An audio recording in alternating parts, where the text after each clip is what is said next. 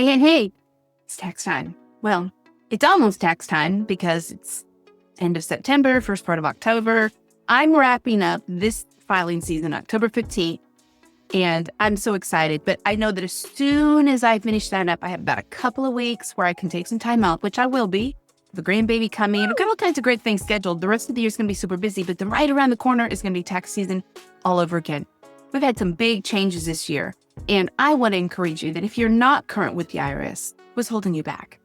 Once this filing season closes, then it becomes a rolling 6 years. Maybe we talked about it, maybe we haven't, but there's kind of a rolling 6 years that the IRS uses for compliance purposes.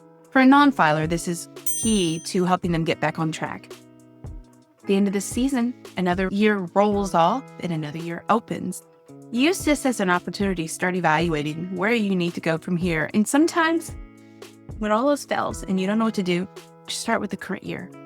Let the rest of itself sort itself out, because it will, one way or the other, whether the IRS does nothing or the IRS does something, it will sort itself out.